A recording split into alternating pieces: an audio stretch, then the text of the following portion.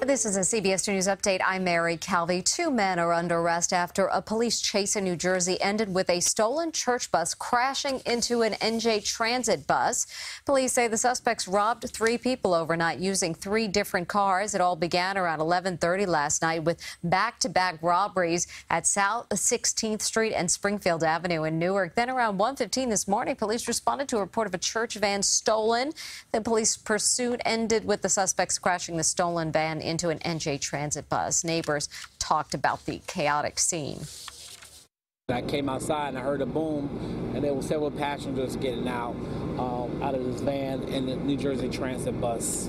Like I said, Newark police was on the scene very fast. 9 passengers and a driver were on the bus and transported to an area hospital. No serious injuries reported. Police say a weapon was recovered from the suspects. Health concerns amid the cleanup following yesterday's steam pipe explosion in the Flatiron District. Here is the very latest for you. Asbestos has been found around the aging pipe. Nearly 50 buildings had to be evacuated. 5 people were hurt, none seriously. Street closures could last through the weekend. CBS 2's Mark Liverman with the story. Bags in hand, some New Yorkers clearing the area possibly for days after a steam pipe explosion yesterday. Some of them forced out of their homes, others choosing to get out of town. Businesses closed indefinitely. We're trying to leave for the weekend and, get away from this mess. Danger in the Flatiron District captured seconds after the blast shows steam shooting into the sky. Viewers recorded video captured the wild scene. A huge white bilious plume of smoke emerging from somewhere underground. It almost sounded like someone was hosing down our window. Video from Chopper 2 shows the hole in crumbled concrete after the blast. The high-pressure pipe built back in 1932 burst without warning just before 7 a.m. Thursday. Authorities testing the pipe now confirm asbestos in the area. Nearly 50 buildings were evacuated. Decontamination tents were set up for first responders and those who live and work nearby. There's going to be a thorough assessment to make sure that all the buildings are clean and safe. But some New Yorkers aren't taking any chances. I feel a little scratchy in my throat. Barricades are now set up all over the area, so getting in or out, that's no easy task. Some businesses nearby suffering in the aftermath too. If many of them have to be closed for multiple days, that's a huge loss of business impact. Con Edison is offering assistance to those affected by the explosion. Personnel will be at 3 locations today to accept close and provide claim forms by residents who cannot get back into their homes. Locations are at Clinton School on East 15th Street, near 19th Street and Broadway, and near 22nd Street and Broadway. They'll be there until 8 Friday night. And stay with CBS2 for continuing coverage of the steam pipe explosion. We have a full list of road closures and traffic changes at cbsnewyork.com. And now a developing story out of Missouri. At least 13 people, including children, are dead after a tourist boat capsized during stormy weather. Video shows the ride, the duck boat bobbing through rough waters of Table Rock Lake. This is in Branson. It was yesterday. Officials say more than 30 people were on board when it sank. This morning, divers pulled 2 bodies out of the water. At least 4 others are still missing. 14 people survived. 7 were removed on stretchers and taken to the hospital. A tourist who was on a nearby boat says he saw people jump into the water to help save a woman. We got one of the life carriers, one of those things, and we tried getting her in there, and we started pulling her up, and I was yelling for people to get CPR. The National Weather Service says there were wind gusts up to 65 miles an hour at the time of the accident. The National Transportation Safety Board will be investigating. Back here in Manhattan, police are trying to identify a man suspected of assaulting an elderly woman in Midtown, a case being investigated as a bias incident. It happened last week near 7th Avenue and 43rd Street. The man allegedly shoved the 84-year-old Caucasian woman to the ground from behind while yelling a racial slur. The victim suffered cuts and bruises and was treated at a hospital. A church rectory is burglarized in Queens, and now police are searching for the suspect. Investigators released these surveillance images with a clear shot of the suspect's face. It happened early yesterday Saturday morning at the Lady of Perpetual Help Rectory on 115th Street in South Ozone Park.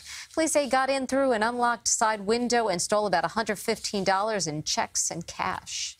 Happening today, a court appearance for the driver of a crane truck accused of slamming into cars on Long Island while driving drunk. Police say 47-year-old Brian Sinclair was intoxicated when he drove the 30-ton truck on the LIE last week. The truck crashed into 4 cars in Hauppauge near exit 57. Police say Sinclair refused to pull over. He stopped when Highway Patrol Officer Joseph Goss jumped into the truck. There were no serious injuries. Happening now, the NYPD's chief of transportation is holding a news conference with street safety advocates in Brooklyn. They're calling on state lawmakers to extend the school speed camera program. A state report shows cameras near school zones reduce crashes, injuries, and fatalities. Governor Cuomo is among those urging Senate Majority Leader John Flanagan to return to Albany to extend the legislation. It expires in 5 days. Fellow Senator Martin Golden admitted to CBS2's Marsha Kramer there are enough votes to pass the bill before the deadline. Is there any reason why the state Senate of New York can't go back and pass this bill before the deadline? No. So why don't you do it? That's exactly what I'm trying to do. But we have to find out who's not on vacation, who's not away, who's going to be here for the vote. Sources tell CBS2 Republican senators are hesitant to go back to Albany for a vote because they are at odds with the governor over other legislation. Some drivers in New Jersey may soon have decades-old parking tickets tossed. The state's chief justice issued an order to throw out nearly 800,000 old warrants for minor offenses. It's part of an effort to improve the state's municipal court system. CBS News' Andrew Grimes has more. Elman Grant of Montclair, New Jersey, says he still owes money on parking tickets he got back in the 70s. Thanks to a new push in the state, those fees may end up finally being dismissed. Very good idea, because I still owe about $2,000. He's not alone. The state Supreme Court is considering dismissing unresolved minor cases more than 15 years old. For example, there are still more than 780,000 open warrants for failure to appear in cases like simple parking tickets or moving violations from 1986 to 2003. In an order, Chief Justice Stuart Rabner wrote that these cases in part, quote, raise questions of fairness, the appropriate use of limited public resources, and administrative efficiency. Jean Locicero with the ACLU of New Jersey says this is a big step in the right direction. New Jersey's municipal courts need more oversight, and they really oftentimes are prioritizing revenue over justice. Locicero says these overdue fines add up, disproportionately affecting the poor. The court says it will not consider tossing more serious offenses like driving while intoxicated or driving with a suspended license. A 3-judge panel will conduct a series of hearings across the state on the potential case dismissals. But not all New Jersey residents are on board. I think people should pay their fines no matter how long they've been out. On the other hand, if that proves to be impractical and the state wants to let it all go, I think the state owes something to the towns. This all comes just a few days after a new report raised significant concerns about the state's municipal court system.